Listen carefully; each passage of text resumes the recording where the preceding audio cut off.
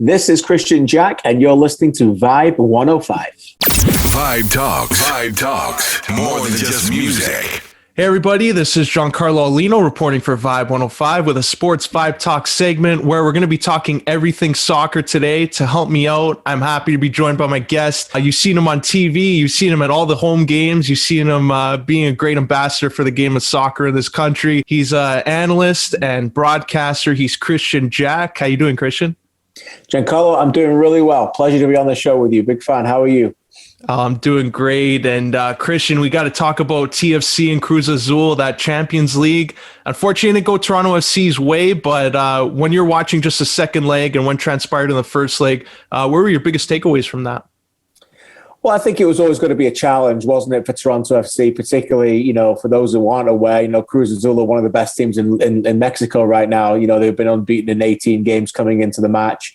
I think, it is a little bit of an unfair competition in the sense that there's a lot of things tilted against Major League Soccer teams. They're just starting their regular season games while Mexican teams have been playing since January. And I think that really shows. You can see it in the form, you can see it in their confidence, and more importantly, you can see it in the fitness. And I think that really showed in the second half where Toronto FC, you have to remember, they have like 4.5 months off, Giancarlo. It's tough to get back to match fitness right away for that. They've obviously playing the 6th different game of this season in 6 different stadiums as they continue to be living away from home and making Florida a home a little bit for them in different stadiums as well. So, look, I still think despite all of what I've said, there was a bit of a gulf in class. TFC had Josie Altidore unavailable, Alejandro Pozuelo unavailable, Soteldo, the new designated player, the Venezuelan, unavailable. So the real difference makers weren't there to help them get over the line. But still a good experience. They beat Club Leon in the last 16 to get there. So many people didn't think they'd get that far. And now they can turn their priorities and their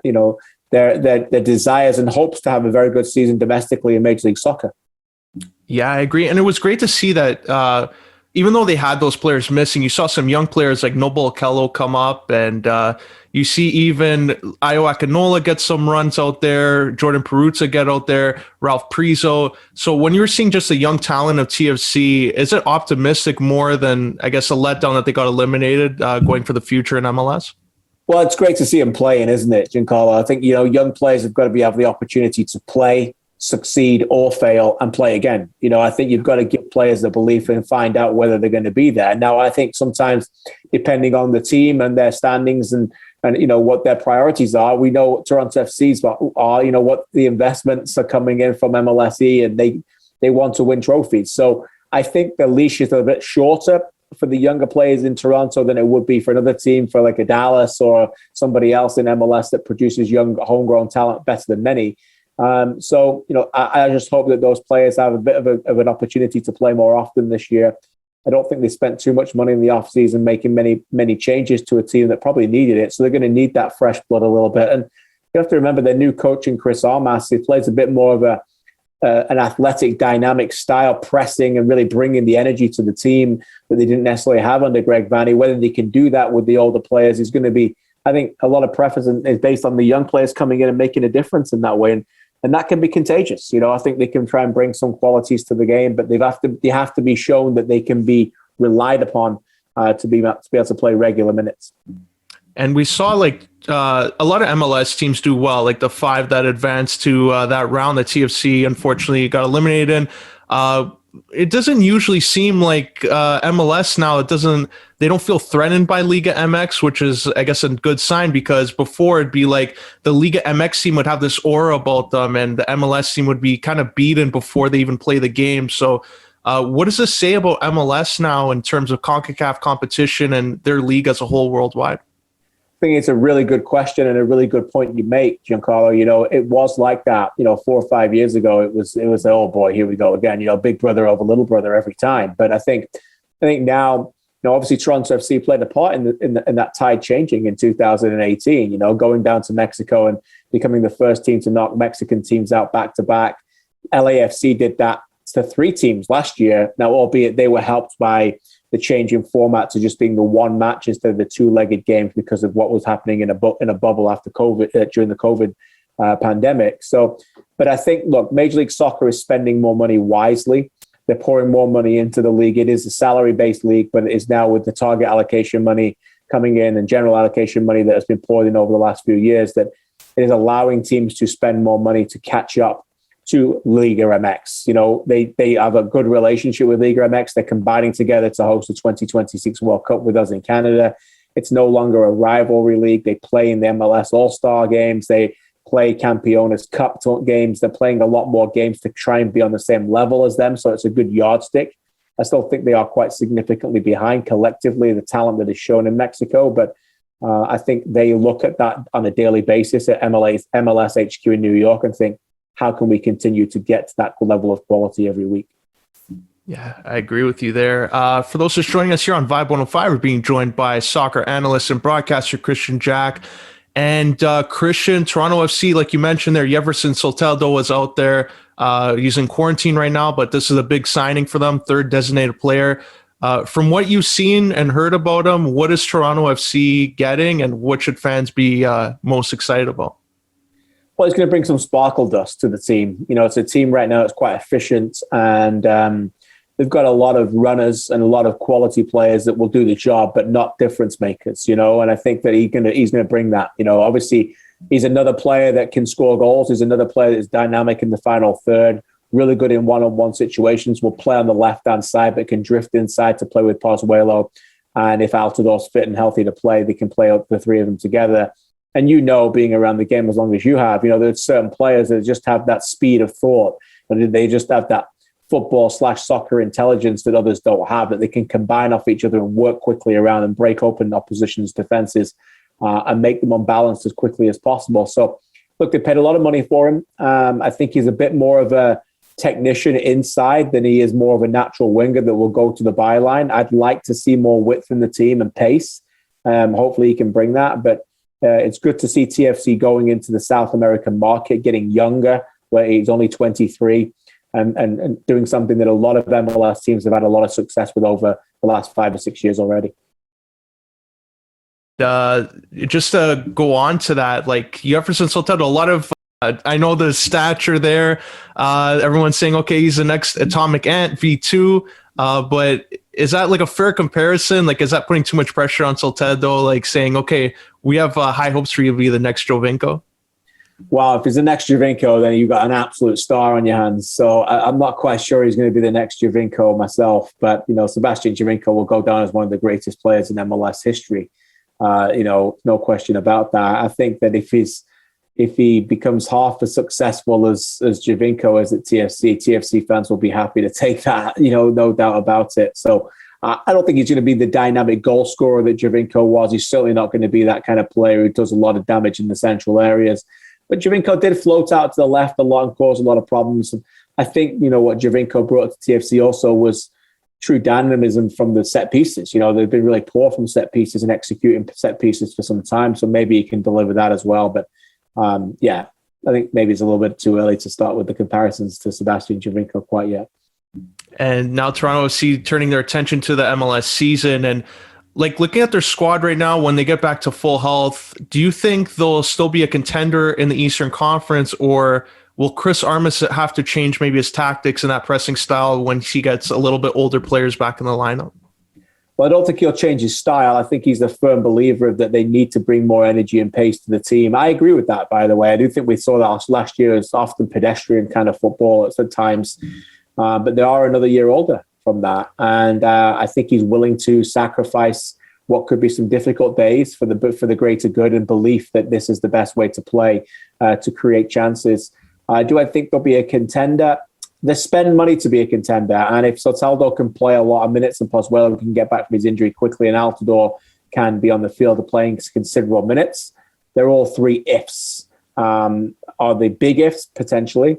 Then I think they can be a contender, yes. But I don't think they are a true championship-winning caliber team without any of them on the field. So they've got to get those guys on the field.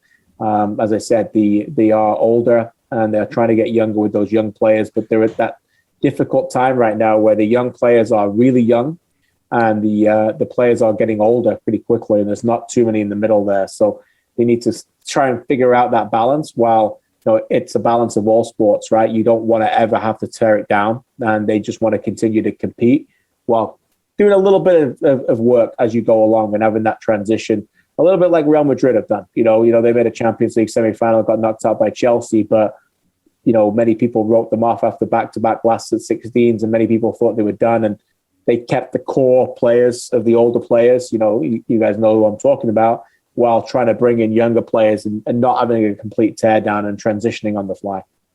Yeah, I agree there. And like, just speaking of young players at Toronto FC, have so many, just mentioning it before, like Priso, Marshall Rudy, Peruzza. Just looking at the roster, who do you feel could be that guy to have a breakout year in 2021? I think Ralph Priso will probably play a lot of minutes in 2021, just because there's not many players like him on the roster. There's not many defensive players that can really get the best out of Michael Bradley and let Bradley get forward a little bit more. I think Jaquil Marshall-Rudy's got the highest ceiling. He's still only 16, so I'm not sure how many minutes he's going to get right now. But I think out of all of them, I think he could be the biggest star that goes on to have the best career. We don't know that yet. There's so many mitigating factors that can happen between then and now. But at 16, there's a lot to like about him. He's very mature, got the right attitude. And so often with young players, attitude is the really a massive ingredient. We know they've got the skills and the quality. They wouldn't be where they were now otherwise. So, yeah, I think that's probably one. I think Priso is, though, the man who can probably play more minutes in midfield. They let Liam Fraser go on loan to Columbus for a reason, because I think they believe that Priso can play in that role.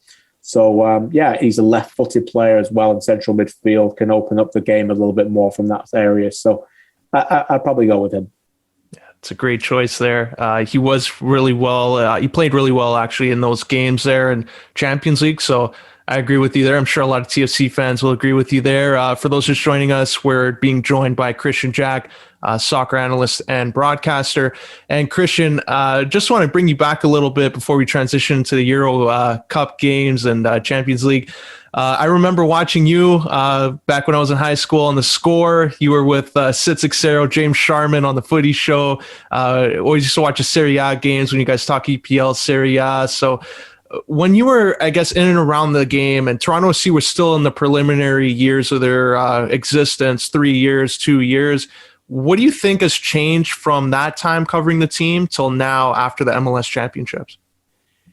Well, I mean, I think obviously they've got star power now, right? So, they had a lot of false dawns. They went through a lot of moments where they were like, oh, okay, here we go. And then the bloody big deal. And, oh, no, now the park the bus, it's not working.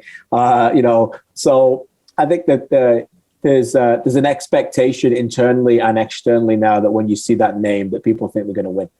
And that took a long time for them to turn that around. And realistically, they haven't had that much success, in terms of trophies winning, but they had a consistent success of delivering at the right times. In the 2018 Champions League run, obviously the finals in MLS Cup of 16, 17, and 19, to get to 4 major finals in 4 years, I think was a tremendous achievement for that group. So it's one that they really need to nurture, and one the opportunity they have right now, they cannot let slip. They cannot go into another 10 years of malaise and just letting things go and not doing the right things and learning from that. They have to work very hard, as you always do in professional sports, to maintain that upper echelon quality and belief that you can stay to the top. But you're right, it was some really dark days and very difficult moments, and they were able to turn it around because of their belief in their star players, and eventually get those acquisitions right. And a lot of times you can get them wrong in MLS, but they got the right ones and they came over and delivered. Yeah, and like MLS is popularity, especially in North America. Like I remember during that time, like if TFC won a game, it maybe would get some coverage, like the highlight show at night. But after they won, it seemed like more and more interest, like which players are going to come in. Maybe there's more pressure on management to do well. I guess Toronto FC's probably the best example because they won. But right. Do you think they could, I don't know if challenge is the right word, but maybe be in the same realm as the Raptors or Maple Leafs in terms of they'll have a consistent sellout crowd in the stadium? I do believe it could happen. I do. I think, winning is the ultimate recipe for success. You continue to have winning teams that are challenging for big moments, and you have moments like 2016 against Montreal, one of the greatest playoff series in MLS history. And then you have moments like that against Seattle in the final in 17, and you have those moments in your own building. They stick with people for sometimes forever. That kind of moment, those reference points will bring people back for a long time. And I think it's easy right now to say, with the success of the Raptors winning in the championship in 19, the success of the Blue Jays and what they're able to accomplish 15 and 16 and 17, kind of moving forward away from the really dark days of summer, the difficult times, and the success of the Leafs right now being a true cup contender. That, okay, TFC are clearly in the shadows of that, but all three of those teams, I've lived in this wonderful country for 20 years now, all three of those teams have had very difficult times during those last 2 decades. Now, the Maple Leafs are the Maple Leafs, and they are the Giants because it is hockey. But the other two have at times really struggled for TV ratings, struggled for attendance, struggled for really be trendy topic and being aware. So look, these things come and go in cycles. And I think that TFC can, if they can maintain their success and keep that level of engagement up for fans, then absolutely they can be absolutely an enormous part of the city's fabric of what is a great sports town. And just even seeing it, like when Jovinko was here and when they were winning and Josie Altidore was at his best, Michael Bradley, it brought in that new generation of soccer fans, and it maybe turned their attention to MLS because a long time, like EPL will always be there, Champions League will always be there. So I agree with you. It's matter of time before they get into that. We're going to shift gears here and go on to Europe for a little bit, because there was a little bit of a fiasco with the Super League. What were your thoughts when this whole thing started, and was this at the wrong time to even bring this up, and especially with the pandemic? Yeah, I mean, the pandemic certainly wasn't a good time to bring it up because of obviously, the fans have been through enough. But my overall thoughts were, I was sickened by it, to be honest. It's just fueled by utter greed, by people who've got no kind of foundation or connection to any of these people. Was certainly with the English clubs, so no connection to the city, no connection to the club. Really, what you would just call as franchise owners, where if they got the opportunity to move to a European super club and had to change the name of the club, they probably would. That's how little they care about it. If you want to, they could just call them, the Manchester Giants if you wanted to, and just call them, they're just different teams. It's just, they don't care about the history of the club. They say that they do. They don't care about the fans. They say that they do. They missed out, but they missed massively wide of the mark, and what they underestimated the power of the people, and everything they get now as a consequence. No sympathy for them. People will go a long way to watch these teams and care deeply about these teams. And you come over and you take over a team, and you are indebted and you're trusted to take care of the team. And you pull up a stunt like that overnight. You try and pull the wool over people's eyes and pull away from the fabric of what they're doing and trying to ruin domestic competitions. I don't think people will forgive them forever. And do you think it will be inevitable, though, like Super League? Because I know that there was some talk about it amongst owners, like maybe if they were to break away, like there was always that doubt of, okay, if they do that, then the other domestic clubs, like you mentioned, will lose out. But as we go on now and TV rights deals become so massive, like we saw in other sports, do you think that this will probably be something where we're going to eventually have a Super League? I think there could be something to that. I do think the strong reaction and the negativity to this over the last few weeks has certainly hindered that opportunity.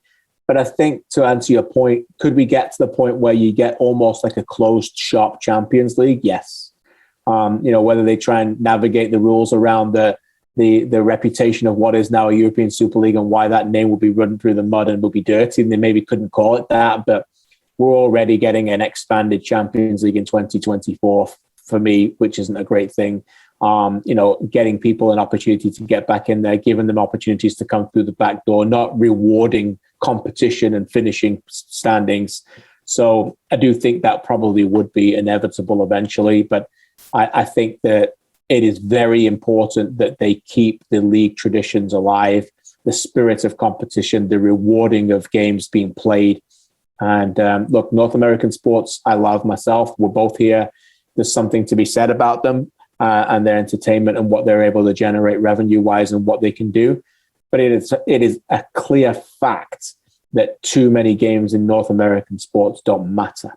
And they don't matter because the consequences of losing aren't there. And if they don't win tonight, they'll go get them again tomorrow. Or you go get them again in the next day. Oh, we're playing the same team again in 2 nights. Let's play them again. We'll go get them. that doesn't exist in the fabric of European soccer because of the promotion and relegation and because of what happens if you lose. Every game does truly matter. And if they go down the line of the Super League or they go down the line of that US-based franchise model, they're going to have enormous problems because games won't matter as much as they think they will. And speaking of important games that matter, we found out today the Champions League final is going to be set. All English final, Chelsea, Manchester City. What are your thoughts on this matchup? And I guess, is Manchester City the favorite just based on the way they played in the Premier League this season? Yeah, City will be favourites. And they'll be big favourites, I think, in terms of what everybody will believe that it's their time. And if you're a Chelsea fan, I would say bring it on. If you're a Chelsea fan, it's absolutely perfect. Nobody believed that they would get to the final. Nobody believed they were good enough to make a Champions League final. They had a Frank Lampard managed them to get through the group stages. Tuchel's come along, made them very difficult to break down. A true cup team because they don't give away goals. And all the pressure is on Man City. All of it. It's okay, it's Chelsea, it's a final, it'd be a great opportunity to win. It's inevitably house money for them, almost, because everyone's talking about City. City, the best team in the world. City beat PSG. City never won it before. Guardiola has to win it before he leaves. What a moment to win it. Now he's going to do it against Chelsea. The team's better than them, obviously, during the league. Forget the FA Cup. Man City will be the expected team to win it. And that's dangerous. Really, really dangerous. That's how Chelsea won in 2012 against Bayern Munich, because all the pressure was on Bayern in their stadium and Schweinsteiger was shaking on the penalty spot in the shootout. It's just, that's enormous amount of pressure. And in one game, anything can happen. And I would not write Chelsea off at all. I think they've got a great chance.